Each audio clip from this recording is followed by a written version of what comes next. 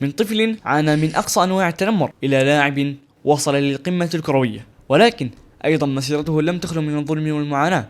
فعل كل شيء يمكن للاعب كرة القدم فعله في عام واحد فقط، ولكن النهاية كانت صادمة للجميع. بلال ريبيري من الفقر والتنمر إلى عرش كرة القدم.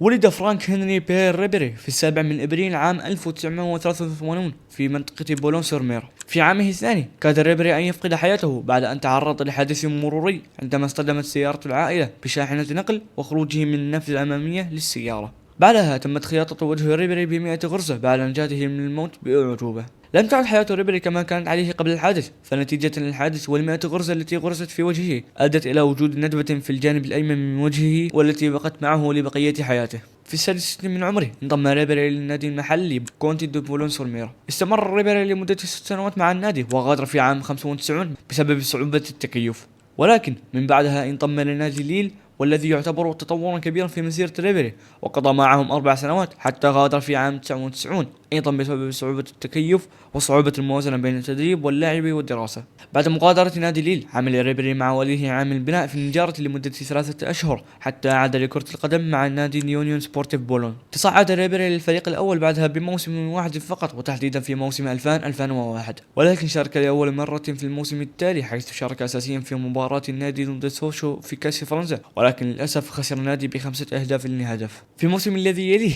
انتقل ريبيري لنادي أولمبيك أليس بالمجان، ولكنه لم يبقى سوى لموسم واحد فقط، وتحديدا في موسم 2003-2004 انتقل ريبيري لنادي ستاد بريست بالمجان بسبب إفلاس نادي أولمبيك أليس. شارك ريبيري لأول مرة مع نادي ستاد بريست في كأس فرنسا ضد نادي سانت كولومبان جلوكميني، حيث دخل في الدقيقة 84 ولم يشارك سوى ب6 دقائق. ولكن في ثاني مرة شارك أساسيا ضد نادي أولمبيك أجاكسيو، وساهم بهدفان بصناعة الهدف الأول ب3 دقائق، وسجل الهدف الثاني في الدقيقة 29، وانتهت المباراة بنتيجة 3 أهداف لهدف. وشارك أيضا للمرة الثالثة ضد نانت، ولكن خسر النادي برباعية. وفي الموسم التالي موسم 2004-2005 انتقل ريبيري لنادي ميتس بالمجان، والذي كان انتقالا مؤثرا في مسيرة ريبيري، حيث كان استاد بريست في الدرجة الثالثة بينما كان ميتس في الدرجة الأولى. شارك ريبيري لأول مرة كأساسي مع نادي ميتس في الدوري ضد نانت، وصنع هدف الانتصار لريتشارد سوكريير.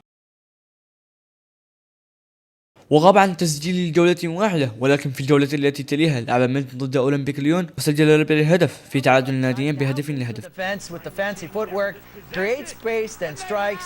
وفي الجولة التالية واجه ميتس أولمبيك مارسيليا، وصنع ريبيري الهدف الأول لهيرفي توم، وأيضا عاد وصنع الثالث لهيرفي توم. Нужно заметить, что перед этим 2-1, и это было еще не все. Мец провел просто образцово-показательную контратаку. Франк Рибери сделал передачу на Тума, и камерунский нападающий забил свой второй гол в этом матче. 3-1 в пользу Метца.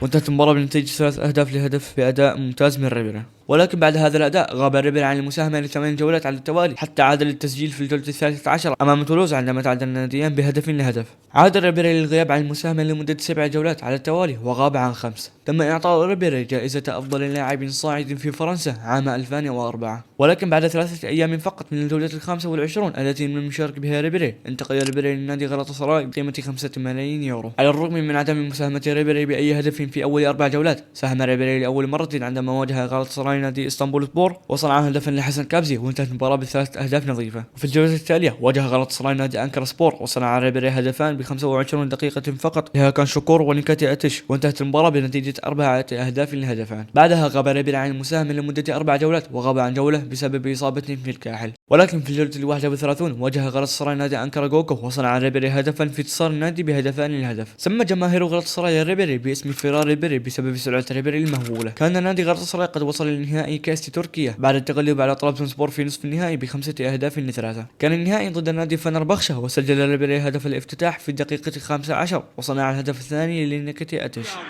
Necati içeri pas attı. Ribery gol durumunda şut ve gol. Ribery topu alana gönderiyor. Ani bir atakta Galatasaray 1-0. Yetişiyor. Hareketi güzel. Bir pas. Gol durumu. Şut ve gol. Top alanda. Konses. Necati ceza sahasına bir top. Bir müdahale. İçeri mi gidiyor? Ve gol. Enteresan bir gol. Topu alana oluyor futbolcu Deniz kendi kalesine. Hakan da büyük sevinç içerisinde. Şut pozisyonu. Tekrar Alex. Orta yerden. Gol pozisyonu bir ve gol. Cihan'ın pası. Ceza sahasında. Hakan Şükür. Gol durumunda ve alanda gol. Hakan Şükür skoru golüne getiriyor. Mükemmel bir gol. İki oyuncu top bekliyor. Gol pozisyonu. Hakan topu aldı. İçeri ve gol. Hakan skoru 5'e getiren golü. Evet işte Galatasaray'a geliyor. انتهت المباراة بنتيجة 5 أهداف لهدف، وتوج ريبيري بأول لقب رسمي له. لم يساهم ريبيري في آخر 3 جولات من الدوري، ومع ذلك لا زال جماهير غلطسراي تريد من ريبيري البقاء، ولكن انتقل ريبيري لنادي أولمبيك مارسيليا بالمجان. شارك ريبيري لأول مرة مع نادي أولمبيك مارسيليا في كأس الانترتوتو، وتحديدا ضد نادي يونغ بويس السويسري، وعلى الرغم من انتهاء المباراة بهدفان لهدف لصالح أولمبيك مارسيليا لم يساهم ريبيري في الانتصار. وأيضا كانت مشاركته الثانية في كأس الانترتوتو في نصف النهائي ضد نادي لاتسيو، انتهت المباراة بالتعادل الإيجابي بدون مساهمة ريبيري. شارك ريبيري في الدوري لأول مرة ضد نادي بوردو، ولكن للأسف خسر مارسيليا بهدفان، وحصل ريبيري على بطاقة صفراء. عاد النادي لكأس الانترتوتو في إياب نصف النهائي ضد لاتسيو، ولأول مرة ساهم ريبيري بتسجيل هدف رائع في المباراة التي انتهت بثلاثية لمارسيليا. Il y a quelque chose à jouer, vous l'avez dit, le but Mamadou Niang. Ça y est, il a son but et il est content. Fabuleux ce qu'il peut faire une nouvelle fois pour... Voilà, il se régale, c'est Mendoza, deuxième but. Ça y est. Le décalage sur le côté. Allez, le troisième, regardez, voilà, troisième but Marseille. عودة للدوري، غاب ريبيري عن مباراة ولم يساهم بأربعة. في نهائي كأس الانترتوتو واجه مارسيليا نادي ديبورتيفو لاكارونيا، وخسروا في الذهاب بهدفان، ولكن وفي مباراة الإياب قلب مارسيليا النتيجة وانتصر ب5 أهداف لهدف، وسجل هدف الافتتاح ريبيري في الدقيقة 4، ولكن للأسف طرد ريبيري بعدها ب8 دقائق، تحديدا في الدقيقة 12. C'est parti, c'est Taïwo. Elle est belle. Oh, elle est belle. Elle est relâchée. Oui. Et c'est parti. Franck Ribéry. Et sur Diego Tristan. Oh, Carasso et but. Et but sur ce mauvais renvoi. L'égalisation de la Corogne, c'est Georges Andrade. Il n'y aura pas de prolongation. Ouais, il ne faut pas qu'il s'énerve, Franck Ribéry, il ne faut pas qu'il s'énerve. Il ne faut pas attention à la couleur. Ah, c'est rouge. C'est rouge pour les deux. C'est rouge pour les deux. Ducher et Ribéry qui se font expulser. Et ouais, mais Christophe, c'est beaucoup plus précis. Oh, bien frappé. C'était dédié. Coquet. Meïté. Oui. Et but, il est accordé. Il est accordé, le but d'Abdoulaye Meïté. Accordé, plein Lucas. Batles qui a vu l'appel de Niang. Oui. Et but Mamadou Niang. Qui a repoussé ce ballon récupéré par Taïwo. Elle est belle. Dans la surface. Oui, Mamadou Niang. Oui, il n'a pas tremblé sur cet intérieur de l'aile. Récupéré au Roumain. Allez, concentré. Oui, C'est fini, Marseille est qualifié. C'est fabuleux. Oui, Sabri Lamouchi, c'est fabuleux. Marseille est qualifié pour la finale de la Coupe de l'UEFA. ومن بعدها توج ريبيري بلقب كأس الانترتوتو. الدوري واجه مارسيليا نادي تروا وانتصروا بهدفان للهدف، وسجل ريبيري الهدف الأول. بعدها غاب ريبيري عن المساهمة للجولة، ولكن في الجولة التي تليها واجه مارسيليا نادي ريبيري السابق ميتس وانتصروا ب3 أهداف لهدف، وصنع ريبيري الهدف الأول وسجل الثاني. بعدها واجه مارسيليا نادي نيس وسجل ريبيري هدف الانتصار. بعد الجولتين واجه مارسيليا نادي سانت إيتيان وسجل ريبيري هدفا على الرغم من خسارة النادي بهدفان للهدف. وبعد 3 جولات واجه مارسيليا نانت وكان الفريقان متعادلين، ولكن سجل ريبيري هدفا حسم به انتصار مارسيليا. Allez, c'est dans le sens du but Franck Ribéry. La frappe. Quel but extraordinaire de Franck Ribéry. Cet homme est phénoménal. Et là, Sébastien, il n'y est pas loin l'équipe de France là. وايضا بعد جولتان اخريتان واجه مارسيليا نادي نانسي وصنع ريبيري هدفا في تعادل الناديين بهدف لهدف. كان مارسيليا مشاركا في كأس الاتحاد الأوروبي ووقع في مجموعة مع نادي دينامو بوخارست وسيسكا صوفيا وهيرنفن وليفسكي صوفيا. لم يساهم ريبيري في أول 3 جولات، ولكن وفي الجولة الرابعة ضد دينامو بوخارست صنع ريبيري هدفا لبوستجان سيزر في انتصار النادي بهدفان للهدف. لمدة 12 جولة من الجولة 18 حتى الجولة 31 لم يساهم ريبيري بأي هدف. ابتدأ كأس فرنسا وفي الجولة الثالثة واجه مارسيليا نادي لوهافر وتفوقوا ب4 أهداف وسجل ريبيري هدفان. في الدوري 32 من كأس الاتحاد الأوروبي واجه مارسيليا نادي بولتون وانتهت مباراة الذهاب بالتعادل سلبي، ولكن انتهى الإياب بنتيجة هدفان لهدف لمارسيليا وساهم ريبيري بتسجيل هدف. في ثمن النهاية واجه مارسيليا نادي زينت الروسي وانتهى الذهاب بخسارة مارسيليا بهدف، وفي الإياب تعادل الناديان إيجابيا ولكن خسر مارسيليا بمجموع المباريتين وخرج من البطولة. في الدوري واجه مارسيليا نادي ليمانس وصنع ريبيري هدفا لتوفيق موليدا في تعادل الناديين بهدف لهدف. قابل مارسيليا ناد وانتصر النادي ب3 أهداف لهدف وصنع ريبيري هدفان لمامادو نيانغ وتوفيق موليدا. في ربع نهائي الكاس واجه مارسيليا نادي أولمبيك ليون وانتصر مارسيليا بهدفان لهدف وصنع ريبيري هدفا لمامادو نيانغ. عودة للدوري انتصر مارسيليا على ناسي بثلاثية وصنع ريبيري هدفا لمامادو نيانغ. قابل مارسيليا نادي السادرين في نصف نهائي كأس فرنسا وسجل ريبيري هدفا في انتصار النادي بثلاثية. في النهاية واجه مارسيليا نادي باريس سان جيرمان وخسر مارسيليا بهدفان لهدف. في الدوري قابل مارسيليا نادي ستراسبورغ وسجل ريبيري هدفا في تعادل الناديين ايجابيا بهدفان لهدفان. وبعد مغادرة المدرب جان فرنانديز قرر ريبيري مغادرة نادي مارسيليا. بعد نهاية الموسم استدعي ريبيري للمنتخب الفرنسي ولعب أول مباراة دولية له ضد المكسيك، ولكن لم يساهم في انتصار المنتخب بهدف، ولكن بعدها صنع ريبيري هدفا في مبارياتهم ضد الدنمارك والصين. استدعي ريبيري لقائمة المنتخب الفرنسي لكأس عالم 2006 في عمر 23. وقعت فرنسا في مجموعة مع توغو وكوريا الجنوبية وسويسرا. لم يساهم ريبيري في الجولتين الأوليتان في تعادل المنتخب أمام سويسرا وكوريا الجنوبية، ولكنه صنع هدفا أمام توغو لباتريك فييرا. ولكن بعد مباراة سويسرا قال زين الدين زيدان عن ريبيري: سيترك ريبيري طبعا في كل مرة يكون فيها على أرض الملعب، وسيصبح شخصا مهما في كرة القدم. إنه لا يحسب حسابا، إنه قوي ويجلب معه متعة الحياة ويمكنه أن يفعل أكثر للمنتخب الفرنسي. في الدوري 16 واجه المنتخب الفرنسي المنتخب الإسباني وسجل ريبيري أول هدف دولي له، انتصر المنتخب ب3 أهداف لهدف. هنا كرة انفرادية، فرصة التعادل، يأتي التعادل لفرنسا في الدقيقة 41. فرانك ريبيري ينفرد بكرة فرنسية، العودة تأتي بالعطور الفرنسية والتسجيل يأتي من لاعب مارسيليا، التسجيل في الدقيقة قال ريبيري بعد المباراة: التسجيل في مرمى إسبانيا منحني المزيد من الثقة. قابلوا في الربع نهائي البرازيل وعلى الرغم من عدم مساهمة ريبيري انتصر بهدف زين الدين زيدان. وفي هذه الفترة ظهرت إشاعات عن انتقال ريبيري لأولمبيك ليون، وفي نصف النهائي واجهوا البرتغال وأيضا لم يساهم ريبيري ولكنهم انتصروا بهدف تيري أونري. تأهلت فرنسا لنهائي كأس العالم لأول مرة منذ عام 98 وواجهوا المنتخب الإيطالي. خطيرة لفلورا مالودا يدخل ضربة جزاء، يا الله 6 دقائق في النهائي، 6 دقائق والعنكبوت بوفون زيزو زيدان والهدف لا يضيع على هدف أندريا بيرلو يلعب كرة على القائم الثاني والتعادل الإيطالي مرت والثانية ستمر لولاك يا جالس. من أين لك هذا يا أسد؟ من أين لك هذا؟ روعة يا تاني، هيا للثاني، هيا يا فرنسا، علينا فرنسا في لحظة قيادة تيري. زيدان لمالودا وفرصة وبرافو. زيدان يحتاج والراس ليزولدو يقول ولا مرة حكم صفر 2 بينالتي. ليلة فلورا والكرة لن تكون في ليلة فرانك ريبيري. فرصة للثاني، فرنسا تتقدم. ها هو الثوب الحقيقي للموت عم الشوط الثاني والكرة المنتخب الإيطالي والهدف الثاني لا يلغى. يعطينا ريبيري مر والثاني قريب جدا من فرانك ريبيري. فرنسا كادت ترتفع في الهوفر لفرنسا وزيدان يرفع الريتم ويرفع الإثارة ويرفع الضغط ويرفع دقات القلوب. هنا وماتيراتسي وقصا وكرت حياة رياضية تنتهي بكرت أحمر. بارتيز بيرلو في المرمى 1 إيطاليا 0 فرنسا.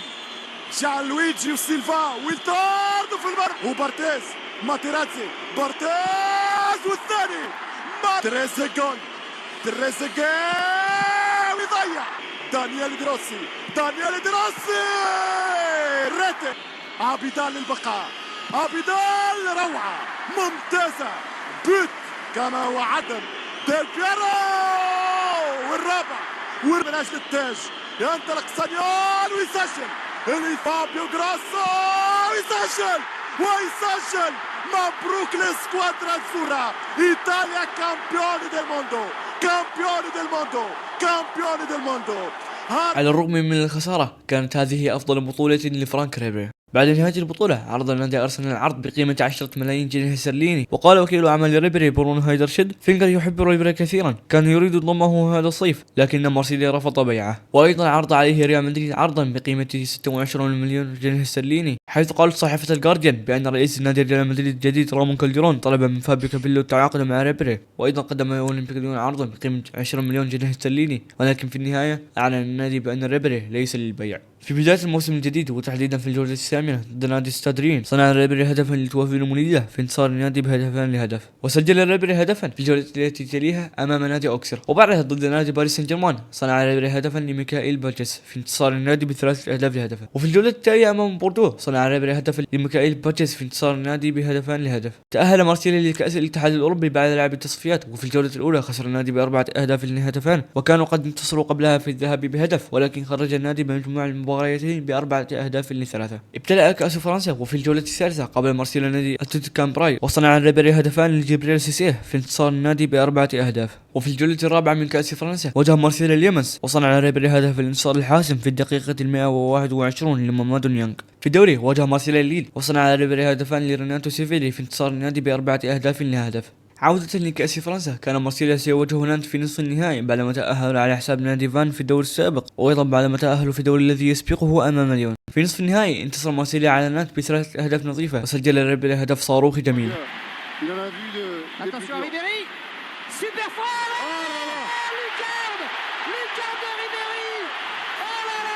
في الجولة 34 قابل مارسيليا نادي سوشو، وانتصر مارسيليا ب4 أهداف لهدفان، وكانت هذه أفضل مباراة في مسيرة ريبيري، حيث صنع هدفان للوركسانة وجبريل سيسيه وسجل هدف. وفي الجولة التالية واجه مارسيليا موناكو، وسجل ريبيري هدفا في انتصار النادي بهدفان لهدف. في نهائي كأس فرنسا واجه مارسيليا سوشو، وانتهت المباراة بالوقت الأصلي بهدفان لهدفان، وانتهت المباراة بنتيجة 7 أهداف ل6 لسوشو بعد ضربات الجزاء.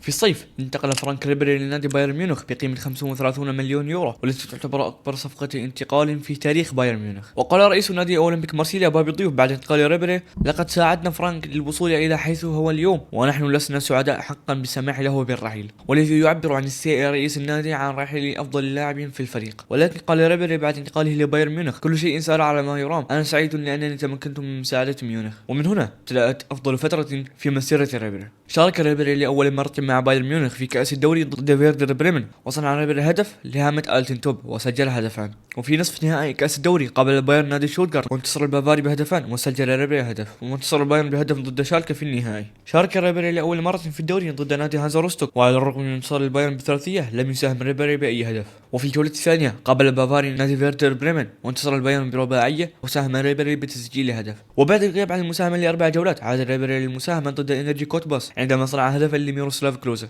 وفي كأس الاتحاد الأوروبي واجه البايرن نادي بيرنز، وانتصروا في الذهاب بهدف وفي الإياب بهدفان، وصنع ريبيري هدفا للوكوتوني. وفي الجولة 10 قابل البايرن نادي بوخم، وانتصروا بهدفان لهدف بمساهمة ريبيري بالهدفان بهدف وصناعة. وفي كأس الاتحاد الأوروبي وقع البايرن في مجموعة مع نادي النجم الأحمر الصربي وأريس سالونيكي وبولتون وسبارتا براغ، وغاب ريبيري عن الجولة الأولى أمام النجم الأحمر بسبب مشاكل في العضلات، ولكن وفي الجولة الثانية تعادل البايرن مع بولتون بهدفان لهدفان، وصنع ريبيري هدفا للوكاس بوتولسكي. قابل البايرن نادي فولفسبورغ في الجولة 14 من الدوري الألماني، وصنع ريبيري هدفا لميروسلاف كلوزا وسجل الثاني في الدقيقة 50، وانتهت المباراة بهدفان لهدف، وساهم ريبيري بهدفان البافاري. وفي الجولة التي تليها واجه البايرن نادي أرمينيا بيلفيلد، وتفوقوا بهدف جميل من ريبيري.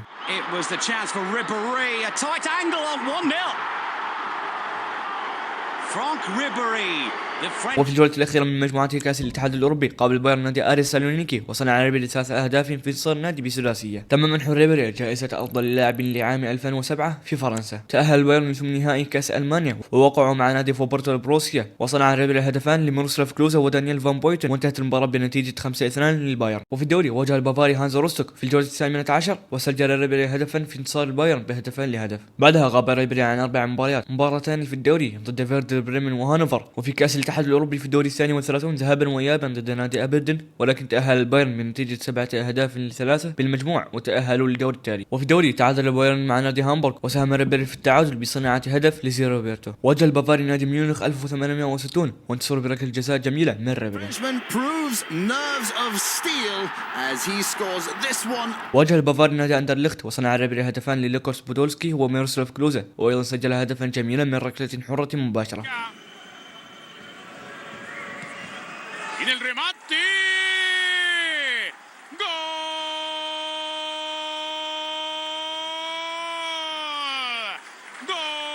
لعب البايرن ضد نادي كارلسروه في الدوري وسجل ريبيري هدفا في الدقيقة 64. في كأس ألمانيا قابل البايرن فولفسبورغ وسجل ريبيري هدفا جميلا، وانتهت المباراة بثنائية بعدما عزز ميروسلاف كلوزا الفارق. واجه البايرن نادي نورنبرغ وصنع ريبيري هدفا للوكاس بودولسكي في تعادل الناديين بهدف لهدف. وفي الجولة التالية قابل البايرن بوخم وسجل ريبيري هدفا من أصل 3 أهداف سجلها البايرن. في ربع نهائي كأس الاتحاد الأوروبي تعادل البايرن مع نادي ختافي بنتيجة 3 أهداف ل3، وسجل ريبيري هدفا صاروخيا وحاسما في وصول الناديين للأشواط الإضافية. وبعد نهاية المباراة تعادل الناديان بنتيجة المباريتين ب4 أهداف ل4، ولكن تأهل البايرن بقاعدة الأهداف خارج الديار. واجه البايرن نادي بروسيا دورتموند في نهائي كأس ألمانيا وصنع ريبيري هدفا لليوكوتوني، وانتهت المباراة بهدفان لهدف للبايرن، وتوج ريبيري بكأس ألمانيا. في الجولة 30 من الدوري قابل البافاري شوتغارت، وبعد دخوله ب 18 دقيقة سجل ريبيري هدفان، الأول هدف صاروخي والثاني أتى من مجهود فردي. Und was für ein Strahl in der 75. Minute, wie aus dem Nichts, ein Schuss als Überfall, einfach formidable, incroyable, superb. Osorio gegen Del Piero und er setzt noch eins drauf. 2 Stuttgartern ist schwindlig und die Roten schwelgen im Glück. Natürlich ist خسر البايرن ب4 أهداف في إياب نصف نهائي كأس الاتحاد الأوروبي ضد الزينت، وخرج البايرن من البطولة. في الجولة 32 انتصر البايرن على أرمينيا بيلفيلد بهدفان، وساهم ريبيري بالهدفان بهدف وصنعها للوكاس بودولسكي. في آخر جولة من الدوري واجه البافاري هيرثا برلين وصنع ريبيري هدفا للوكوتوني وسجل هدف، وانتهت المباراة ب4 أهداف لهدف. توج بايرن ميونخ بلقب الدوري الألماني ب76 نقطة بعد غياب موسم. بعد نهاية الموسم استدعى ريبيري لإقامة المنتخب الفرنسي ليورو 2008، ووقعوا في مجموعة مع رومانيا وإيطاليا وهولندا. تعادل المنتخب الفرنسي مع رومانيا في أول جولة، وخسروا في الجولتين التاليتين أمام هولندا وإيطاليا، وخرج المنتخب من دور المجموعات في المركز الأخير بنقطة واحدة فقط. غاب ريبيري عن أول 5 جولات لإصابتين، الأولى كان تمزق بالرباط الرطفي، والثانية مشاكل بالفقد. وضعت شركته إي سبورتس فرانك ريبيري كواجهة للعبتها فيفا 2009 في فرنسا، وذلك الذي يدل على قوة شهرته وتأثير الفرنسي. وقع البايرن في مجموعة مع سوا بوخارست وفيورنتينا وأولمبيك ليون، وفي الجولة الثالثة أمام فيورنتينا صنع ريبيري هدفا لباستيان شفاينشتايغر. في 9 جولة من الدوري الألماني قابل البايرن فولفسبورغ وسجل ريبيري هدفا جميلا من خارج منطقة الجزاء. Ribéry lining himself up. Oh, it's there. Bayern back in the hunt.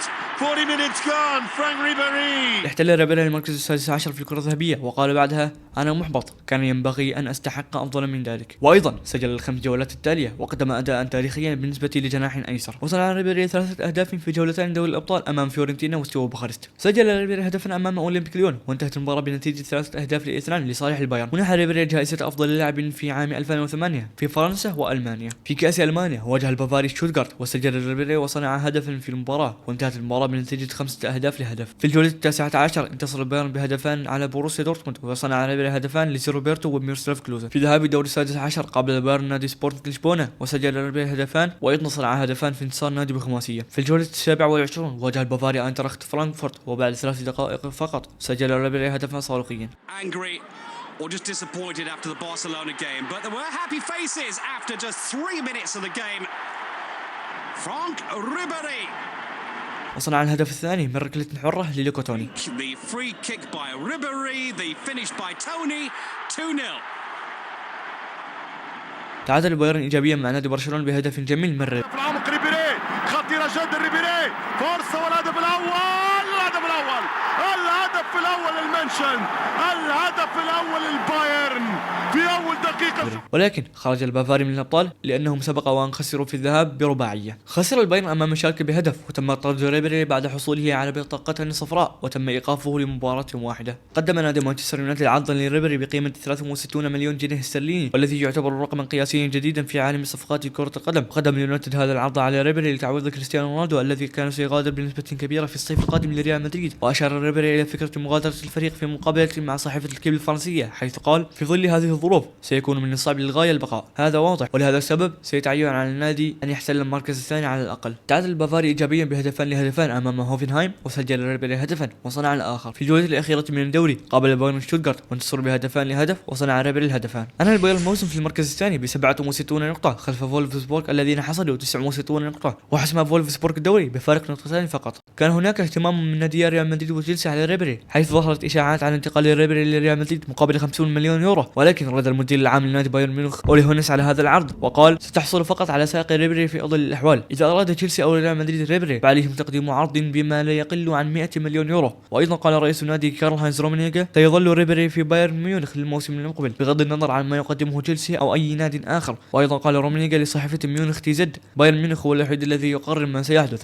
مهما كانت الملايين المعروضة، نحن لا نريد بيع فرانك. قال رومينيغا: نحن مرتاحون وفخورون بأن لدينا واحدة من أفضل 3 لاعبين في العالم بموجب عقد. سألنا رئيس ريال مدريد فلورنتينو بيريز ومستشاره بيدرو خيمينيز ما إذا كنا على استعداد للتحدث معهما بشأن الانتقال، لكننا رفضنا هذه الفرصة وليس لدينا أي نية لبيع ريبيري. وعند سؤاله عما إذا كان ريال مدريد قدم عرضا لريبيري قال: لا، لكن أندية أخرى قدمت عرضا، تشيلسي قدم عرضا، وكذلك مانشستر يونايتد وبرشلونة. نحن مرتاحون تماما بشأن هذا الأمر، السلطة في يد بايرن ميونخ. لا أريد الحديث عن مبالغ مالية لأن هذا لا يصب في مصلحتنا، المبلغ غير ذي صلة. سيكون هناك دائما تصور بأن بايرن ميونخ يحاول رفع السعر وأن هناك قيمة معينة يجب أن نقبل بها، لكنني سأقولها مرة أخرى: نريد الاحتفاظ بريبيري. عندما سئل فرانس بيكنباور عن ريبيري قال: أتمنى أن يبقى. بالنسبة لي هو في نفس مستوى ليونيل ميسي وكريستيانو رونالدو كأحد أفضل اللاعبين في العالم. ليس لدينا الكثير من اللاعبين من طراز العالمي في الدوري الألماني، خاصة الآن بعد أن ترك دييغو فيردر بريمن إلى يوفنتوس. إذا رحل ريبيري فسيكون ذلك بمثابة خطوة كبيرة إلى الوراء، وهذا شيء نريد تجنبه. غاب ريبيري عن أول جولة من الدوري بسبب مشاكل في الركبة، وعاد في الجولة الرابعة ضد فولفسبورغ حيث دخل في الدقيقة 63 وبمجرد 27 دقيقة صنع هدفان لروبن. لم تكن علاقة ريبيري مع المدرب لويس فان خال جيدة، حيث قال لصحيفة الكيب: من المهم أن تثق في المدرب، لكن معه الأمر معقد. هذه هي المرة الأولى التي لا يكون فيها اتصال بالمدرب إيجابيا، لا يوجد الكثير من المشاعر بيننا. وأيضا قال بعدها لصحيفة بيلد الألمانية: إن إلقاء النكات على الناس هو جزء من فرانك ريبيري، أيا كان من أفعل ذلك معه. إذا لم أستمتع فلن أستطيع لعب كرة القدم أيضا. على الرغم من توضيح استيائه من المدرب الهولندي قال: نحن نتدرب جيدا وبجد، فان خال يتحدث معي كثيرا ويتعرف علي بشكل أفضل، أشعر أننا على الطريق الصحيح. انتصر البايرن على دورتموند ب5 أهداف الهدف، وسجل ريبيري هدفا من ركلة حرة جميلة. Итак, стенка отодвинута. Рибери бьет. Гол! Вот и результат. Действительно, игра скроется. Действительно, лучше бы пробил Батштубер. فانتاستيكي удар в غاب ريبيري عن 15 مباراة بجميع البطولات بسبب مشاكل في وتر الرضف وإصابة في أحد أصابع قدمه. عاد ريبيري وشارك في جولتين ولكن لم يكن مؤثرا في أي منهم حتى جولة فولفسبورغ حين سجل هدف. في ربع نهائي كأس ألمانيا واجه البافاري نادي جرويتر فورت وسجل هدفا وصنع 2. انتصر البايرن على دورتموند ب3 أهداف لهدف، وصنع ريبيري هدفان لماريان روبن وماريو غوميز. واجه البايرن نادي هامبورغ وحسم ريبيري المواجهة حيث سجل هدفا رائعا. Ribéry zieht ab ins kurze Eck gegen Wolfgang Heßel, den Ersatzkeeper des HSV. كان البايرن سيواجه نادي مانشستر يونايتد في ربع نهائي دوري الأبطال بعد تأهلهم على حساب فيورنتينا في الدور السابق، وانتصر البايرن بهدفان لهدف وسجل ريبيري هدفا. قابل البايرن شالكه وانتصروا بهدفان لهدف وسجل ريبيري هدفا جميلا. ريبيري da ist drin.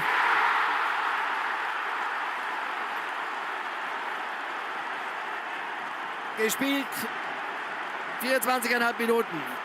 خسر البايرن بنتيجة 3 أهداف الهدف بإياب دور الربع النهائي أمام اليونايتد، وتعادل الناديين بمجموع المباراتين بنتيجة 4 أهداف ل4، ولكن تأهل البايرن بقاعدة الأهداف خارج الديار. في ذهاب دور نصف النهائي قابل البايرن أولمبيك ليون وانتصر البافاري بهدف، ولكن وللأسف طرد ريبيري بالبطاقة الحمراء المباشرة بعد تدخل خشن على لاعب ليون، وكان سيغيب عن مباراة الإياب وأيضا عن النهائي إذا استطاع البايرن حسم الانتصار في مباراة الإياب. واجه البايرن فيردر بريمن في نهائي كأس ألمانيا وسجل ريبيري هدفا من انفراده.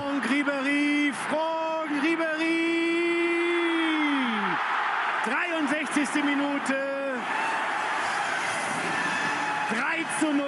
وانتهت المباراة برباعية وتوج ريبيري بلقب كأس ألمانيا. انتصر البايرن بثلاثية في الإياب واستطاع الوصول لنهائي دوري الأبطال بعد غياب لمدة 9 أعوام، وكانوا سيقابلون النادي انتر ميلان الإيطالي بغياب ريبيري. قبل نهائي دوري الأبطال بعدة ساعات وقع ريبيري عقدا مع بايرن ميونخ إلى عام 2015، وقال كارل هاينز رومينيغا: نحن سعداء للغاية لأنه أحد أفضل اللاعبين في العالم، وهذا يظهر مدى طموحنا للسنوات القادمة. وقال ريبيري معبرا عن سعادته: لقد أصبح بايرن بمثابة عائلة كبيرة بالنسبة لي. خسر البايرن بثنائية وانتهت أحلام البايرن بالعودة لعرش أوروبا. أنهى البايرن الموسم في المركز الأول من الدوري الألماني ب70 نقطة بفارق 5 نقاط عن شالكة. بعد نهاية الموسم لعب كأس عالم 2010 ووقعت فرنسا في مجموعة مع جنوب أفريقيا والمكسيك والأوروغواي، وتعادلوا مع الأوروغواي. وبعد المباراة قال جاست فونتين: ريبيري، في يوم من الأيام ارتكبنا خطأ عندما قلنا أنه العقل المدبر للفريق، ومنذ ذلك الحين أصبح يؤمن بذلك. يراوغ 7 لاعبين لكن الثامن يأخذ الكرة منه. وخسروا في الجولتين التاليتان أمام المكسيك وجنوب أفريقيا وحلوا في المركز الأخير بنقطة واحدة فقط، واستمر وصيف كأس العالم بالخروج من البطولات من الدور الأول. سجل ريبيري هدفا أمام جرمانيا فيندك في الجولة الأولى من كأس ألمانيا. في أول جولة من الدوري قابل البايرن فولفسبورغ وصنع ريبيري هدفا جميلا لباستيان شفاينشتايجر. Contento per Ribéry, ancora un minuto e mezzo, Ribéry mette dentro, attenzione Mucchio, Schweinsteiger, Bastian Schweinsteiger.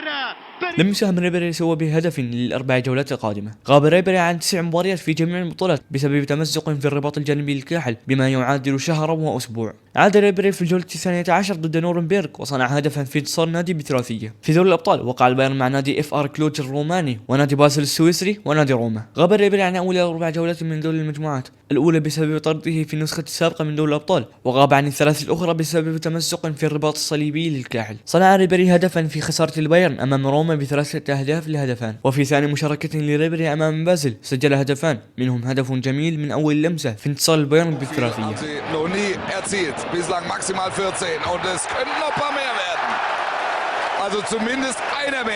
وأنهى البايرن دور المجموعات في المركز الأول ب15 نقطة. واجه البايرن نادي سانت باولي وسجل ريبيري هدفا جميلا من بعد مراوغة الحارس. Frank Ribéry holds off the challenge, coolly goes round goalkeeper Hines, slots it home. A beautiful goal. It was a great second half.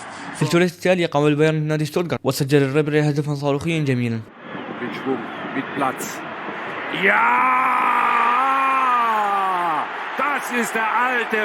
وأيضا واجه البايرن شتوتغارت في الكأس وسجل ريبيري هدفا وصنع 4 في انتصار النادي ب6 أهداف ل3. واجه البايرن فولفسبورغ وخرج ريبيري في الدقيقة 25 بسبب تعرضه للإصابة. كان من المتوقع بأن الإصابة جدية، ولكن كانت الإصابة هي تمزق في الركبة. وقال طبيب الفريق بأن ريبيري سيعود للتدريبات بعد 5 أيام فقط. وبعدها قال ريبيري لموقع البايرن: أنا سعيد للغاية ومرتاح أيضا. وقال ريبيري بأنه أمضى ليلة بلا نوم بسبب ألم شديد في ركبته بعد عودته من فولفسبورغ. وكان ريبيري سيغيب عن جولة قادم في الدوري أمام كايزر سلاوتر. غاب ريبيري عن 3 جولات إثر الإصابة. وفي ثاني جولة بعد عودته من الإصابة صنع ريبيري هدفان ضد هوفنهايم في انتصار النادي برباعية. ساهم ريبيري بهدفان أمام دورتموند وهانوفر، ولكن للأسف خسر البايرن في المباراتين ب3 أهداف لهدف. صنع ريبيري 3 أهداف في الجولة التالية أمام هامبورغ وسجل هدف لوب جميل.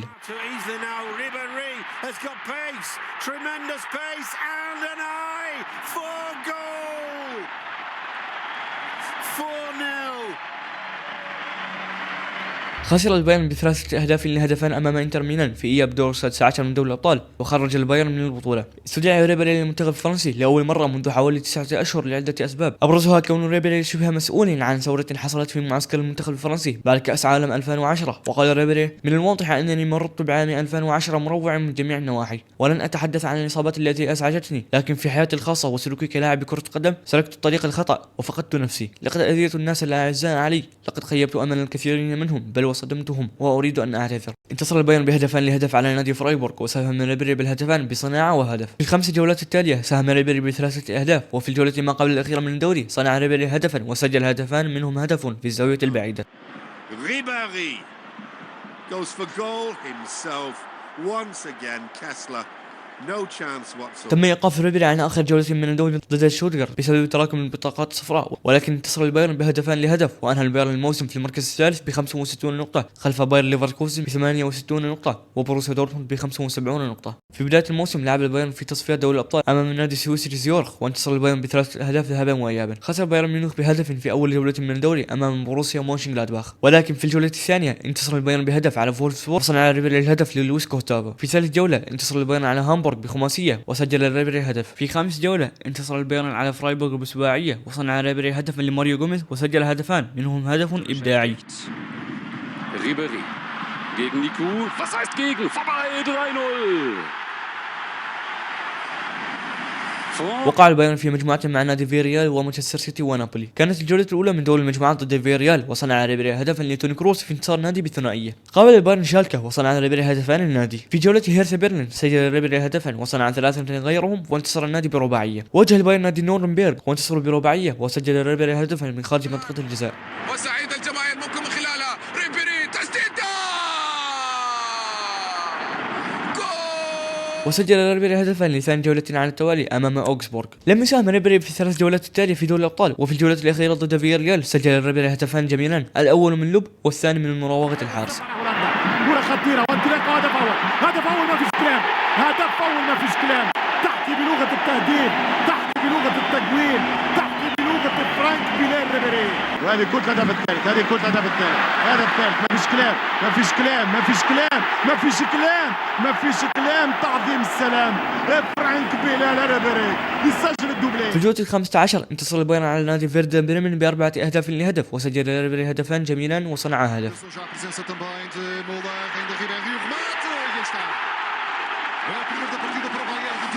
Nos últimos minutos o Bayern, atenção Mário Gomes, agora sim Ribéry, Gomes, e aí está, o remate para o fundo da baliza de Niadex. لعب البايرن ضد نادي كولن وتم إعطاء ريبيري بطاقة صفراء في دقيقة 32 وأعطاه الحكم بطاقة صفراء أخرى في نفس الدقيقة وطرد من المباراة. في ربع نهائي كأس ألمانيا انتصر البايرن على شوتغارت بهدفان وسجل ريبيري هدفا. في الجولة 23 من الدوري قابل البايرن شالكة وسجل ريبيري هدفان جميلان جدا، الأول من بعد مراوغة الحارس بطريقة غير معتادة والآخر من بعد مراوغة المدافعين. Acceptable, a through ball down to Ribéry, Hildebrand off his line, and the Frenchman puts both virtually unstoppable. Goal number 2 for Bayern, absolutely world. بعد جولتين واجه البايرن هوفنهايم وصنع ريبيري 3 أهداف وسجل هدفا من بعد مراوغة الحارس. The perfect pass for Ribéry. He sidesteps the goalkeeper and from a tight angle makes it Bayern 7. في الدوري ال16 لعب البايرن ضد نادي بازل السويسري وخسروا بهدف، ولكن انتصر البايرن في الإياب بسباعية وصنع ريبيري 3 منهم. بعد جولة هوفنهايم قابل البايرن هيرثا برلين وانتصروا بثلاثية وأيضا صنع ريبيري 3 منهم. ساهم ريبيري بهدفان في 3 جولات. في ربع نهائي دوري الأبطال واجه البايرن نادي ريبيري السابق مارسيليا وانتصروا ذهابا بهدفان وفي الإياب بهدفان وصنع ريبيري هدفا. قابل البايرن فيردر بريمن وسجل مدافع فيردر بريمن نالدو هدفا، وعاد نالدو وسجل هدفا عكسيا، وفي آخر دقيقة من المباراة سجل ريبيري هدفا حسب الانتصار لبايرن ميونخ واجل احتفال بروسيا دورتموند بلقب الدوري. في ذهاب دور نصف النهائي ضد ريال مدريد سجل ريبيري هدفا صاروخيا من داخل منطقة الجزاء وانتهى الذهاب بنتيجة 2-1 للبايرن. وين الراس وريبيري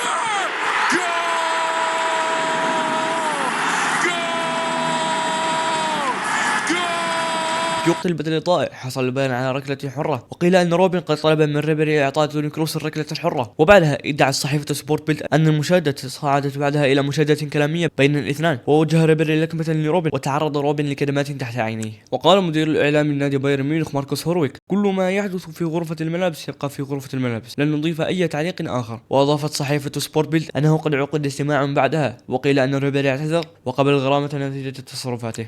انتهى الإياب بنتيجة هدفان لهدف لريال مدريد، وتأهل الناديين بمجموع المباراتين ب4 أهداف ل4، وأيضا تعادل الناديين بقاعدة الأهداف خارج الديار، حيث سجل البايرن وريال مدريد هدفا خارج الديار، وتوجهت المباراة لركلات الترجيح. يتقدم ويسجل 1-0 للأبيض، يمشي رونالدو يتقدم ويضيع كريستيانو، يتقدم المنشن ويسجل الهدف الثاني من سوق. قدم البرازيلي على الألماني، يمشي كاكا ويضيع كاكا العمل، يتقدم الكراس يحط كورة ويضيع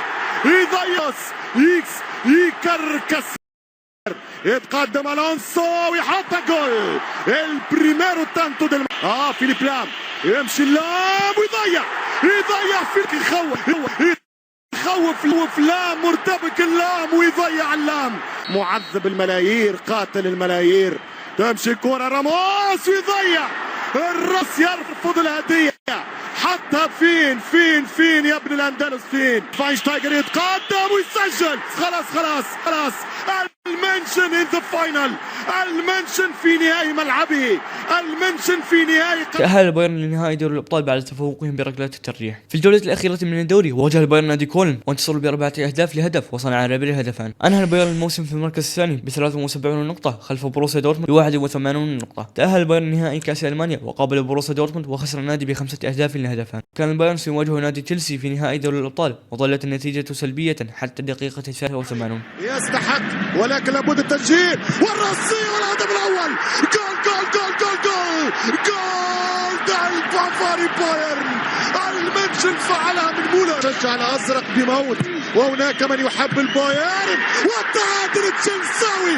التعادل الأزرق يا دروغبا يا صيادهم يا رجع الروح يا المنشن رجع والكرة ترجع عن طريق ريبيري وضربة جزاء للبافاري. ضربة جزاء لمنشن ورقة صفراء لدروغبا. الله يا روبن يتقدم الصاروخ ويضيع مرة أخرى يضيع مرة أخرى. حرام عليك حرام عليك يا روبن حرام. فكروا في الجاي هنا من اللعب وتشكوا جول. الدور للألمان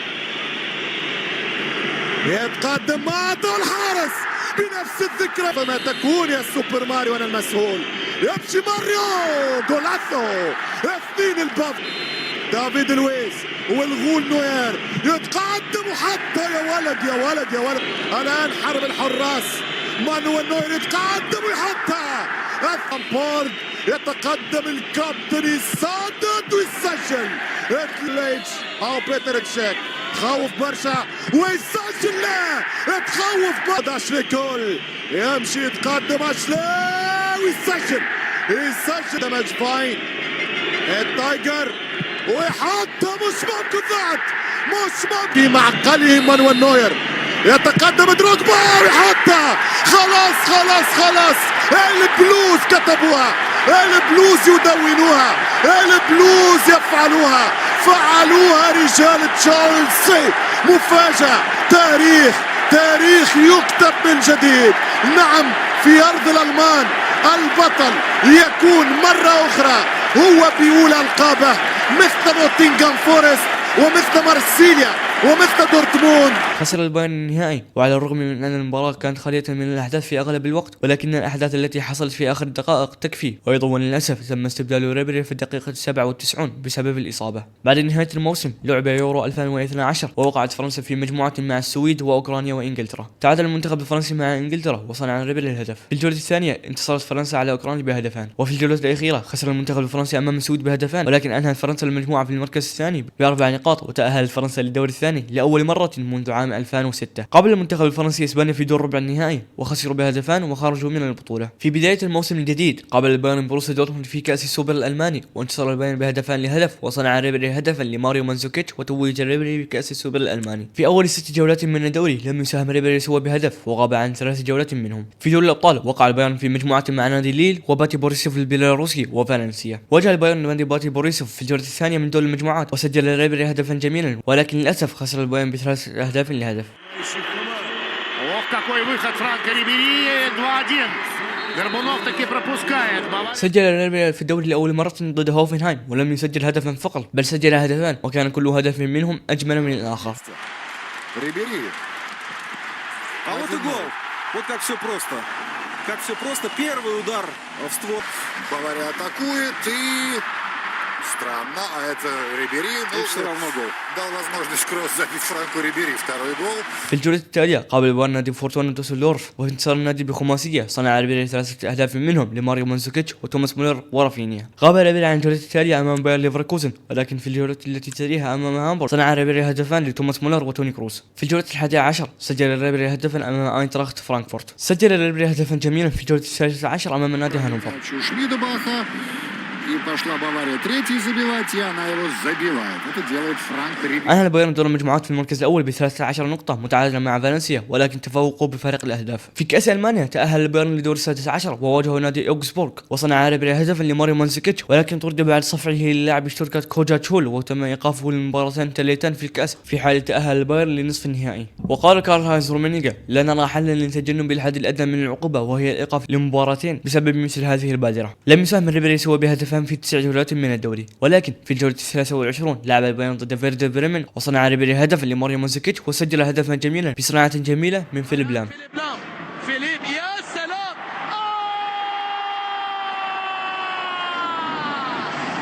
متعني يا بايرن، أدهش. وبعد جولتين سجل ريبيري هدفا امام دوسلدورف. تأهل البايرن لدور ربع النهائي من دوري الابطال وواجهوا نادي ارسنال وانتصروا ذهابا ب3 أهداف لهدف، وغاب ريبيري عن الاياب في خسارة الاياب بهدفان وبمجموع المباريتين ب3 أهداف ل3، لكن تأهل البايرن للدور التالي بقاعدة الاهداف خارج الديار. في الجولة 27 امام هامبورغ سجل ريبيري هدفا في انتصار النادي ب9 أهداف لهدف. صنع ريبيري هدفا لتشيرتن شاكيري في مباراة البايرن ضد نورنبرغ. في ربع نهائي دوري الابطال قابل البايرن نادي يوفنتوس وتأهل البايرن بمجموع المباراتين ب4 أهداف، لكن لم يساهم ريبيري باي هدف. في الجولة 30 انتصر البايرن ب6 أهداف لهدف على نادي هانوفر وسجل ريبيري الهدف الثاني. واجه البايرن برشلونة وانتصروا بذهاب برباعية، وفي الإياب انتصروا بثلاثية وصنع ريبيري هدفا لتوماس مولر وانتصر البايرن بمجموع المباراتين بسباعية. صنع ريبيري هدفا ضد اوكسبورغ لتشيرتن شاكيري ولويس كوستافو. في الجولة الأخيرة من الدوري أمام بورسيا مونشنغلادباخ شارك ريبيري في أفضل مباراة له في الموسم، حيث صنع هدفا لخافي مارتينيز واريان روبن وسجل هدفان. أنهى البايرن الدوري في المركز الأول ب 91 نقطة أمام بورسيا دورتموند ب 66 نقطة، فرق كبير من النقاط يساوي 25 نقطة. قابل البايرن بروسيا دورتموند في نهائي دوري ابطال اوروبا في ديربي الماني خالص.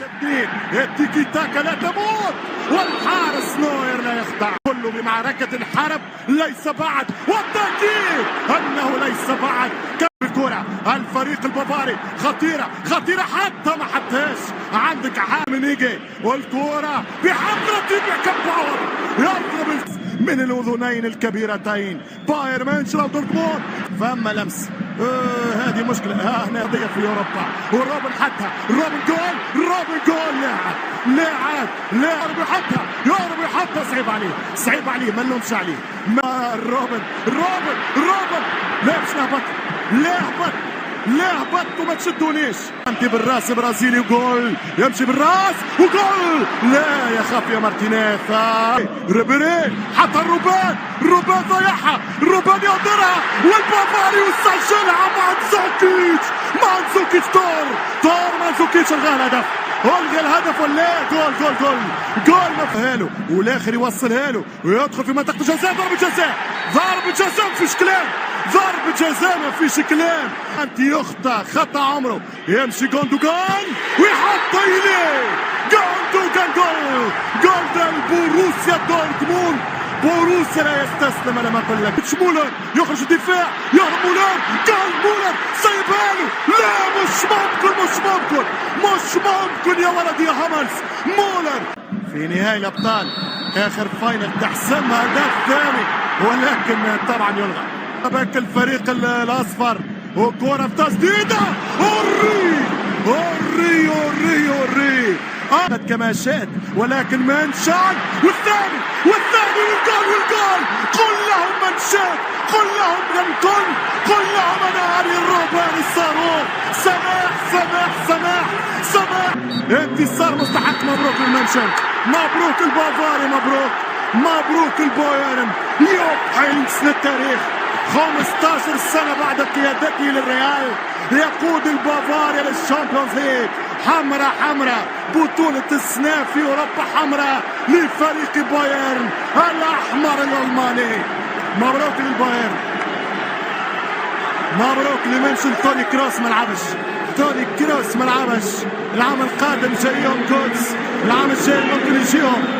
انتصر البايرن بهدفا لماريو مانزوكيتش واريان روبن، وصنع ريبيري هدف روبن وتوج بأغلى لقب في مسيرته.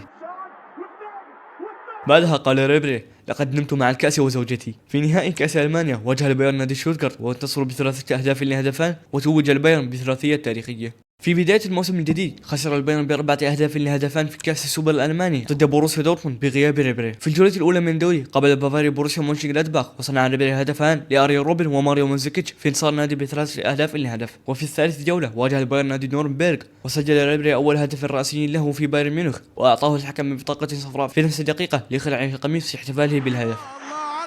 عرضية ما زالت هي في الجول.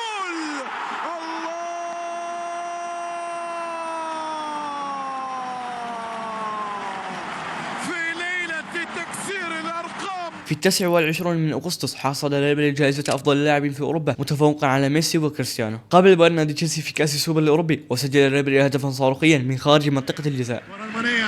الألمان عن طريق ريبيري يسدد جول بايرن. وبعدها وصلت المباراة لركلة الجزاء، وانتصر البايرن وتوج ريبيري بكأس السوبر الأوروبي. في الدوري وبالتحديد في 5 جولات من الدوري واجه البايرن نادي هانوفر وانتصر بهدفان، وسجل ريبيري هدفا، وسجل ريبيري هدفا في الجولة التي تليها من دوري أمام شالكة. في كأس ألمانيا انتصر البايرن على هانوفر ب4 أهداف لهدف، وسجل ريبيري هدفا. في دوري الأبطال وقع البايرن في مجموعة مع نادي فيكتوريا بيلزن وسيسكا موسكو ومانشستر سيتي. في الجولة الثانية من المجموعة قابل البايرن نادي مانشستر سيتي، وفي انتصار البايرن ب3 أهداف لهدف، سجل ريبيري هدف الافتتاح الجميل من خارج منطقة الجزاء. هدفين بدون رد، كرة لمصلحة ريبيري يلعب كرة. ساهم ريبيري ب5 أهداف ب5 جولات، وذلك على الرغم من غيابه عن جولتين. سجل ريبيري هدفا في الجولة الثالثة أمام نادي فيكتوريا بيلزن، الأول من ركلة الجزاء والثاني من بعد مراوغة المدافعين وتسديدة الكرة من فوق الحارس. ريبيري بطل البطولة العام الماضي. بلال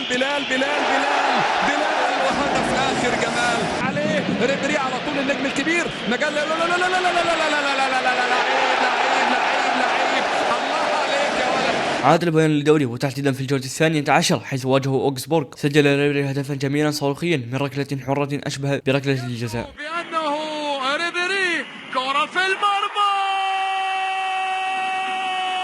بعدها غاب ريبيري عن جولتين تاليتين بسبب الإصابة، ولكن في أول جولة من بعد عودته من الإصابة ضد فيردر بريمن صنع ريبيري وسجل هدفان في انتصار نادي بسباعية. خسر البايرن في آخر جولة من مجموعة دوري الأبطال ب3 أهداف لهدفان أمام السيتي، وعلى الرغم من ذلك تصدر البايرن المجموعة ب15 نقطة متعادلا مع السيتي، ولكن تفوقوا بفارق الأهداف. شارك البايرن في كأس العالم للأندية وابتدأوا من دور نصف النهائي حيث واجهوا نادي غوانغ جو ايفرغراندي، وسجل ريبيري هدفا في انتصار البايرن ب3. بعدها حصد ريبيري جائزة أفضل اللاعبين في الدوري الألماني لعام 2013، وأيضا في نفس الفترة صنفت صحيفة الجارديان ريبيري كرابع أفضل اللاعبين لعام 2013 خلف زلاتان إبراهيموفيتش وكريستيانو رونالدو وليونيل ميسي. وفي النهائي تفوق البايرن على نادي الرجاء المغربي بهدفان، وتوج ريبيري بكأس العالم للأندية وبجائزة الكرة الذهبية لكأس العالم للأندية. توج ريبيري بجائزة أفضل اللاعبين في العام من جلوب سكر. كان حفل الكرة الذهبية لعام 2013 في 16 من يناير لعام 2014 بعد تمديد التصويت من 15 من نوفمبر إلى 29 من نوفمبر لأول مرة في تاريخ الجائزة العريقة. تواجد ريبيري بتشكيلة العام من الفيفا في خط الوسط بجانب تشافي وإينيستا. توج كريستيانو رونالدو بالكرة الذهبية تحت جدل كبير، حيث كان أبرز المرشحون هم فرانك ريبيري وليونيل ميسي وكريستيانو رونالدو. وخرج ريبيري من عام 2013 ب 43 مساهمة، وميسي ب 61 مساهمة، وكريستيانو ب 84 مساهمة. على الرغم من كون كريستيانو أكثر مساهمة من بين المرشحين، ولكن في جانب البطولات فحصد ريبيري الدوري الألماني ودوري أبطال أوروبا وكأس ألمانيا وكأس السوبر الأوروبي وكأس العالم للأندية، بجانب أفضل اللاعب في الدوري الألماني وأفضل اللاعب في أوروبا وأفضل اللاعب في العام من جلوب سكر. وحصل ميسي الدوري الاسباني وكاس السوبر الاسباني، وبجانب جائزة البيتشيتشي لهداف الدوري الاسباني وبالحذاء الذهبي الاوروبي وبافضل اللاعبين في الدوري الاسباني. بينما خرج كريستيانو رونالدو من العام خالي الوفاض، حيث لم يحصد سوى جائزة هداف دوري ابطال اوروبا، ولكن في النهاية خسر ريبيري الجائزة. قال ريبيري لصحيفة سبورت بيلت الالمانية: لقد تعلمت كثيرا خلال حفل الكرة الذهبية. بمجرد وصولي الى هناك اخبرت زوجتي انني ساخسر. لقد رايت كيف كان سيب بلاتر يعانق رونالدو وكيف كانت عائلته باكملها هناك. كان من الواضح انه كان عليه الفوز بها، لولا ذلك لما كان ليحضر عائلته بأكملها معه. لم تعد جائزة الكرة الذهبية مخصصة لأفضل اللاعب، بل أصبحت مرتبطة بالسياسة. فاز بها فابيو كانافارو في عام 2006 لأنه فاز بكأس العالم. هذا كل شيء. لا أفتقد الكرة الذهبية ولا أشعر بالغيرة، لأن هذه الجائزة لم تعد تعني لي أي شيء. أنا سعيد بما حققته في ميونخ. عندما يهتف 70,000 مشجع باسمي في ملعب أليانز أرينا أشعر بالقشعريرة. أستطيع العودة إلى المنزل سعيدا بعد ذلك. بعد غياب ريبيري للجولتين لإصابة في الظهر، عاد في الجولة 19 أمام أينتراخت فرانكفورت وسجل ريبيري وصنع هدف. خضع ريبيري لعملية جراحية لإصلاح انفجار أحد الأوعية الدموية في أردافه، وكان من الواضح بأنه سيغيب عن الجولة القادمة، ولكن يأمل النادي بعودته قبل مواجهة أرسنال في ذهاب دور 16. وقال المتحدث باسم النادي ماركوس هورويك: فرانك يعاني من متلازمة الحيز، ومتلازمة الحيز هي متلازمة تحدث عندما يتراكم ضغط زائد داخل مساحة مغلقة في الجسم، ويؤدي الضغط المرتفع الخطير في متلازمة الحيز إلى إعاقة تدفق الدم منه وإلى الأنسجة المصابة، وقد تكون حالة خطيرة تتطلب إلى إجراء عملية جراحية مثل حالة ريبيري لمنع الإصابة الدائمة. للأسف لم يعد ريبيري لمباراة الذهاب دور 16 أمام أرسنال، ولكنه عاد في الجولة 24 أمام فولفسبورغ وسجل هدفا. في الذهاب دور 16 انتصر البايرن بهدفان وتعادل إيجابيا في الإياب، وصنع ريبيري هدفا. سجل ريبيري هدفا جميلا في جولة 27 أمام نادي هيرثا برلين. ماريو ريبيري يطلب الكرة، ريبيري يضرب الكرة قابل البايرن نادي مانشستر يونايتد في ربع نهائي دوري الأبطال، وتأهل البايرن بمجموع المباراتين ب4 أهداف لهدفان. في الجولة 33 سجل ريبيري هدفا أمام فيردر بريمن في انتصار النادي ب5 أهداف لهدفان. في نصف نهائي دوري أبطال أوروبا واجه البايرن ريال مدريد وخسروا بخماسية ذهابا وإيابا. غاب ريبيري عن آخر جولتين من الدوري أمام هامبورغ وشتوتغارت. أنهى البايرن الدوري في المركز الأول ب9 نقطة أمام بروسيا دورتموند ب71 نقطة. تأهل البايرن لنهائي كأس ألمانيا بعد انتصارهم على النادي كايزرسلاوترن في نصف النهائي ب5 أهداف لهدف. كان نهائي كأس ألمانيا ضد نادي بروسيا دورتموند وانتصروا بهدفين روبن ومولر بعد الأشواط الإضافية، وتوج ريبيري بكأس ألمانيا. بعد نهاية الموسم لعب كأس عالم 2014، وقال ريبيري قبل نهائيات كأس العالم: ستكون هذه آخر بطولة كأس عالم أشارك فيها، يتعين علينا الذهاب إلى هناك لتحقيق شيء ما ومحاولة الفوز بكأس العالم بكل بساطة. ولكن غاب ريبيري عن نهائيات كأس العالم بسبب تعرضه لإصابة في أسفل الظهر في تدريبات المنتخب. وقال مدرب المنتخب الفرنسي ديدييه ديشام إنه غير قادر على التدريب لعدة أسابيع ناهيك عن خوض مباراة. قد اضطر للتوقف عن التدريبات، كان الألم شديدا للغاية. أجرينا فحوصات في بداية فترة ما بعد الظهر، وأكدت الفحوصات تفاقم الوضع. استطاع المنتخب الفرنسي الوصول لربع نهائي كأس العالم، ولكن خسروا أمام المنتخب الألماني. قبل بداية الموسم الجديد 2014-2015 وتحديدا في 13 من أغسطس أعلن ريبيري اعتزاله الدولي، وقال بأنه سيتوقف عن اللعب للمنتخب الفرنسي تركيز على مسيرته مع النادي ولقضاء وقت أطول مع عائلته. وقال ريبيري عن اعتزاله أنه شخصي بحت، وقال: لقد كانت هناك فترة صعود وهبوط، ولكن الآن حان الوقت لفصل جديد في حياتي. غاب ريبيري عن أول جولتين من الدوري أمام فولفسبورغ وشالكة، ولكنه شارك لأول مرة في الجولة الثالثة أمام شتوتغارت وسجل ريبيري هدفا. وبعد غيابه عن 4 جولات أخرى وعند عودته ضد فيردر بريمن وتحديدا بعد ساعات بالضبط، نادت الجماهير باسم ريبيري عند نزوله بدلا من آريان روبن. قال ريبيري بعدها: أشعر أنني بحالة جيدة والآن قد زال. ولكنه أيضا وضح وقال: لقد خضت أسبوعين جيدين من التدريب، لكن يتعين علينا أن نتعامل مع الأمر ببطء. هذا هو الشيء المهم. من الواضح أنني أريد أن ألعب كل مباراة، لكنني لا أعتقد أنني جاهز بعد. وقال توماس مولر: يعرف فرانك أنه عضو مهم في الفريق، ومن الواضح أنه أمر رائع بالنسبة له عندما يغني المشجعون باسمه. إنه لأمر رائع أن نراه يعود إلى الملعب. في دوري الأبطال وقع البايرن في مجموعة مع نادي سيسكا موسكو وروما ومانشستر سيتي. غاب ريبيري عن أول جولتين أمام سيتي وسيسكا موسكو، ولكن شارك في الجولة الثالثة أمام روما وسجل ريبيري هدفا رائعا في انتصار النادي ب7 أهداف لهدف. بما يكتنزوه من نجوم، فرصة الهدف السادس الهدف السادس عن طريق نابليون حضر من هنا. في دوري ثمن النهائي من كأس ألمانيا قابل البايرن نادي هامبورغ وسجل ريبيري هدفا من خارج منطقة الجزاء.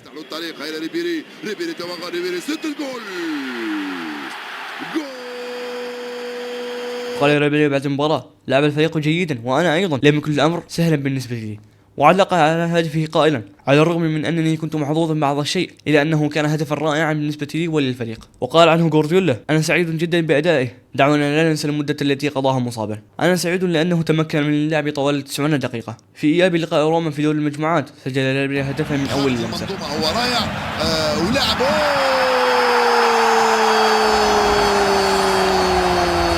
بعد مرور 6 جولات لم يساهم ريبيري سوى ب3 أهداف، ولكن في الجولة 14 واجه البايرن نادي باير ليفركوزن وسجل ريبيري هدف حسم الانتصار. في تدريبات النادي تعرض ريبيري لتمزق عضلي في مؤخرة فخذه الأيمن، وكان سيغيب إثرها عن 3 جولات القادمة في الدوري. بعد عودته من الإصابة سجل ريبيري هدفا أمام هامبورغ في انتصار النادي ب8 أهداف. وفي الجولة الثانية سجل ريبيري هدفا جميلا أمام نادي بادربورن، وصنع هدفان لروبرت ليفاندوفسكي واريان روبن. في الجولة التي تليها قابل البايرن نادي كولن وصنع ريبيري هدفا لروبن، سجل هدفا مباغتا من خارج منطقة الجزاء.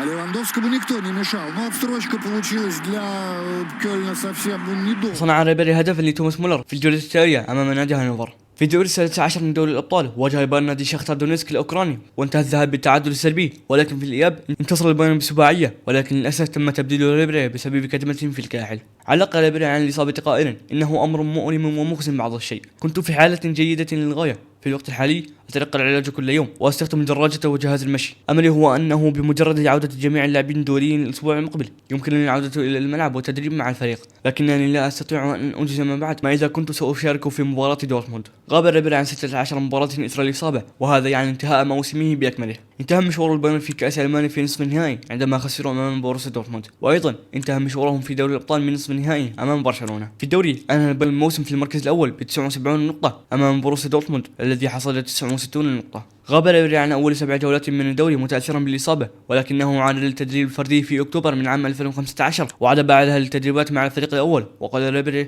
هذا يوم عظيم بالنسبة لي وعاطفي جدا. كان الفريق بأكمله سعيدا من أجلي، لقد كان الأمر ممتعا. وقال عن فترة غيابه: من المهم أن تحافظ دائما على رأسك مرفوعا وأن تعمل بجد. الآن عدت إلى الفريق، إنه شعور جيد. وبعد غيابه عن 7 جولات أخرى وعن 21 مباراة في جميع البطولات، عاد ريبيري للمشاركة لأول مرة وسجل هدفا، ولكن خسر البايرن بثلاثية أمام بوروسيا مونشنغلادباخ. عاد ريبيري وغاب عن 8 مباريات في كل البطولات، ولكن عند عودته ساهم ريبيري بهدفان في مباريتين. في دوري الأبطال تأهل البايرن من دور المجموعات في المركز الأول، ووقعوا في الدور السادس عشر أمام النادي يوفنتوس وتعادلوا إيجابيا بهدفان لهدفان، وتأهلوا بعد انتصارهم ب4 أهداف لهدفان في الإياب. ساهم ريبيري بهدف واحد فقط ب4 مباريات، ولكن عند عودته أمام أينتراخت فرانكفورت سجل ريبيري أحد أفضل الأهداف في مسيرته.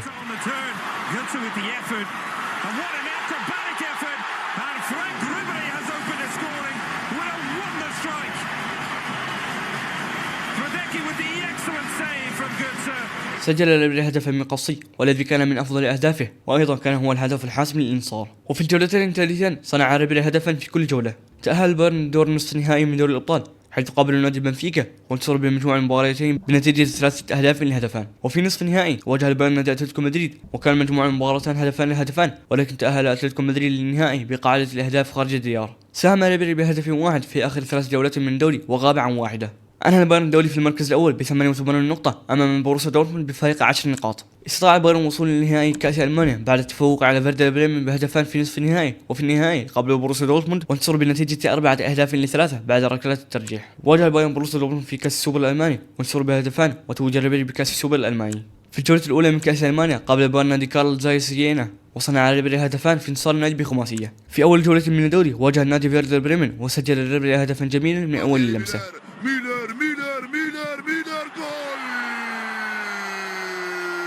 وفي الجولة الثالثة قابل البايرن نادي إنجولستات وصنع ريبيري 3 أهداف لروبرت ليفاندوفسكي وتشابي ألونسو ورافينيا. واجه البايرن نادي هيرتا برلين في الجولة الرابعة وسجل ريبيري هدفا رائعا.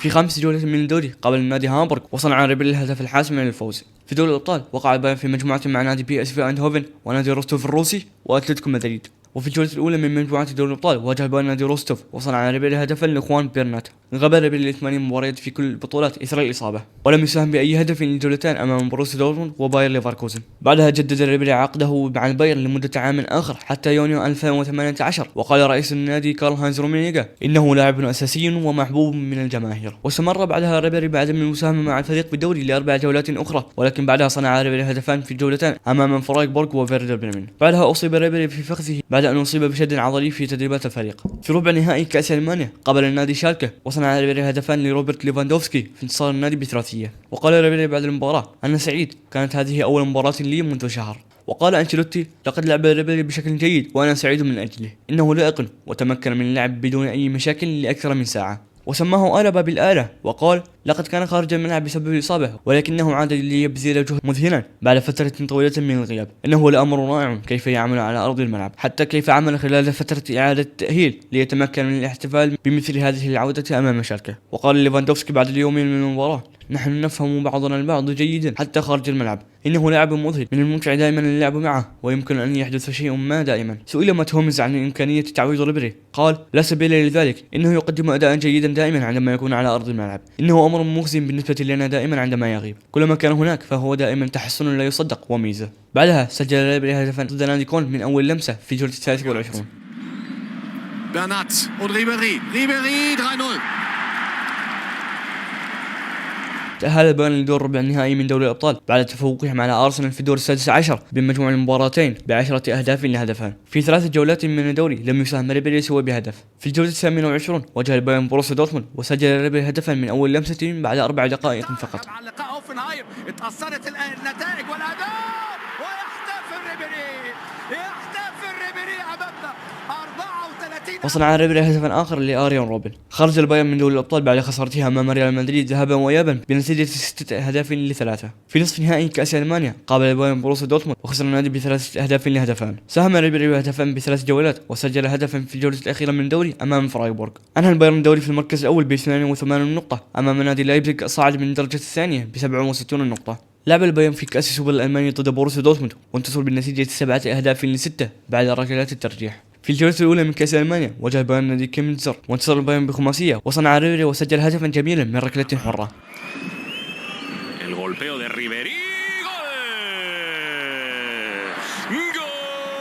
شارك ريبيري ب5 مباريات في الدوري، ولكن للأسف لم يساهم بأي هدف. في الجولة السابعة قابل البايرن نادي هيرثا برلين، وتم تبديل ريبيري في الدقيقة 63 بعد إصابته في الركبة. وقال المدير الرياضي الجديد لنادي بايرن ميونخ حسن صالح حمد الزتش: فرانك يعاني من آلام شديدة، نأمل أن لا تكون خطيرة. توضح أن الإصابة هي تمزق في الرباط الجانبي للركبة، وغاب إثرها لمدة 6 أسابيع. بعد عودته من الإصابة شارك ريبيري بدقيقة واحدة فقط أمام نادي هانوفر. بعدها أصبح ريبيري أكثر لاعب غير ألماني شارك مع بايرن ميونخ ب 235 مباراة، متخطيا حسن صالح حمد الزتش ب 234 مباراة. في دوري الأبطال وقع البايرن في مجموعة مع نادي أندرلخت البلجيكي وسلتيك وباريس سان جيرمان. تأهل بايرن من دور المجموعات في المركز الثاني ب15 نقطة خلف باريس بنفس عدد النقاط، وتفوق باريس بفارق الأهداف، ولكن للأسف لم يشارك ريبيري سوى بمباراتان. في الجولة 16 قابل بايرن نادي كولن، وعلى الرغم من عدم مساهمة ريبيري في هذه المباراة فقد كسر الرقم القياسي لأكثر اللاعبين غير الألماني يشارك مع نادي بايرن ميونخ في جميع البطولات ب 366 مباراة، متخطيا حسن صالح حمد الزتش ب 365 مباراة. لم يساهم ريبيري بأي هدف لجولة أخرى. وفي الجولة 18 واجه بايرن نادي باير ليفركوزن، وفي هذه المباراة سجل ريبيري أول هدف له في الدوري منذ بداية الموسم. في الجولة 21 من الدوري قابل البايرن نادي ماينز، وسجل ريبيري هدفا رائعا من أول لمسة.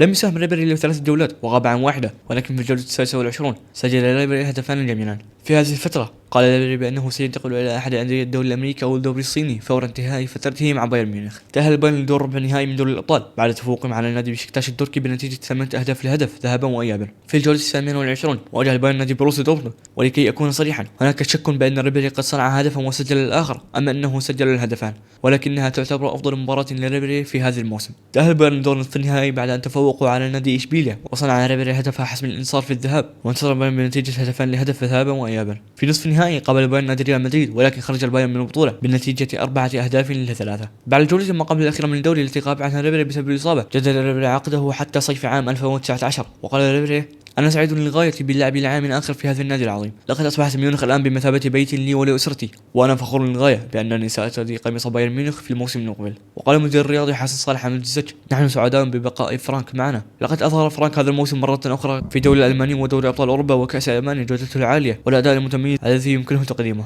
علاوة على ذلك فهو أحد اللاعبين المفضلين لدى جماهيرنا. أنهى البايرن الدولي في المركز الأول ب 84 نقطة أمام نادي شالكة ب 63 نقطة. تأهل البايرن لنهائي كأس ألمانيا بعد مساهمة ريبيري بهدفان في الدوران سابقا، ولكن خسر البايرن ب3 أهداف لهدف أمام أينتراخت فرانكفورت. صنفت صحيفة 442 الرياضية فرانك ريبيري للمركز 87 لأفضل 101 لاعبا منذ إنشاء الصحيفة في صيف 1994. في بداية الموسم الجديد لعب البايرن في كأس السوبر الألماني وواجهوا نادي أينتراخت فرانكفورت، وعلى عكس نهائي كأس ألمانيا للموسم الماضي انتصر النادي على فرانكفورت بخماسية وتوج ريبيري بكأس السوبر الألماني. في الجولة الأولى من دوري قابل البايرن نادي هوفنهايم، وصنع ريبيري هدفا لروبرت ليفاندوفسكي في انتصار النادي ب3 أهداف لهدف. لم يساهم ريبيري بأي هدف ل9 جولات على التوالي وغاب عن 2. في دوري الأبطال وقع البايرن في مجموعة مع نادي إيك أثين اليوناني وبنفيكا وأياكس. في الجولة ما قبل الأخيرة من مجموعة دوري الأبطال واجه البايرن بنفيكا، وسجل ريبيري هدفا من أول لمسة في انتصار النادي ب5 أهداف لهدف.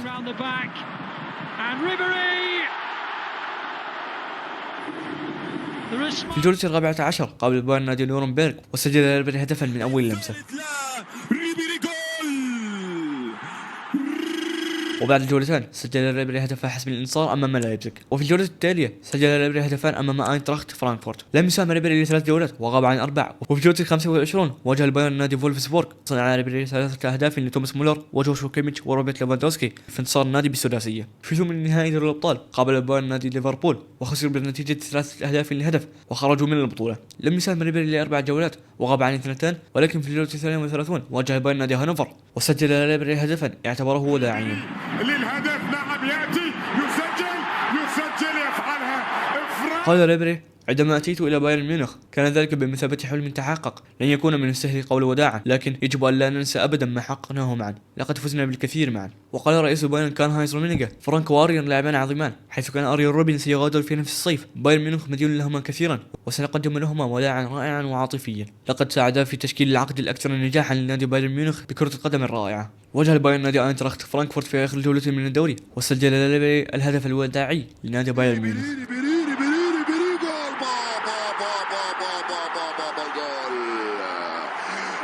مسكها ختامها مسك.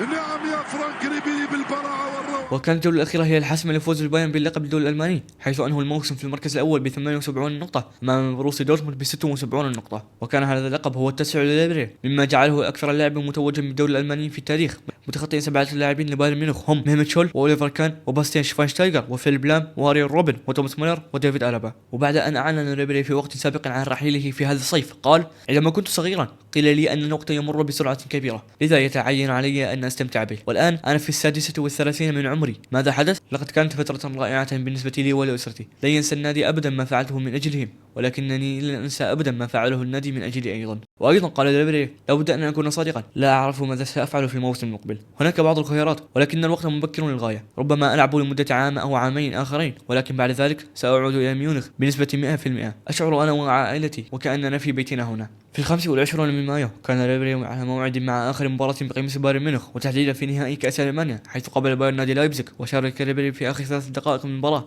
ولحسن حظ ريبيري فقد كانت آخر مباراتين له مع النادي تصحب معهما أيضا آخر لقبان له في النادي، حيث كان البايرن منتصرا على لايبزيغ بثلاثية. حقق ريبيري لقبه ال24 مع نادي بايرن ميونخ أكثر من أي لاعب آخر، وأيضا شارك ريبيري ب8 نهائيات كأس ألمانيا أكثر من أي لاعب آخر. ولم يغادر ريبيري البايرن خالي الوفاض، حيث في 31 من مايو حصد ريبيري جائزة أفضل هدف لشهر مايو لهدفه الذي سجله على اينتراخت فرانكفورت في الجولة الأخيرة من الدوري. في 21 من أغسطس انتقل ريبيري لنادي فيورنتينا بالمجان، وقال: أنا سعيد، فيورنتينا فريق كبير في مدينة جميلة.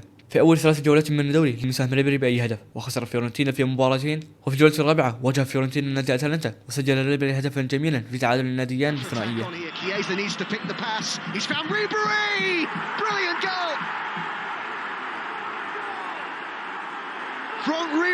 صنع ريبيري هدفا امام نادي سامبدوريا، وسجل اخرا جميلا امام الميلان. هذا المستوى والثالث يا ريبي. اوبا فرانك.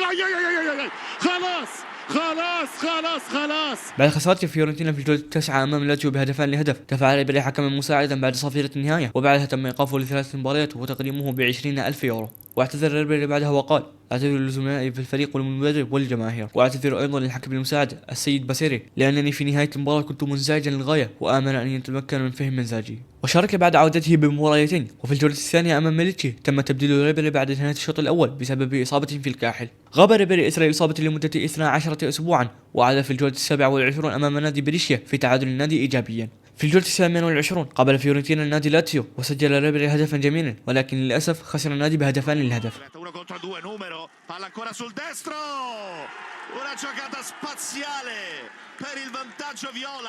شارك ريبيري ب8 جولات ولم يساهم سوى بهدف واحد.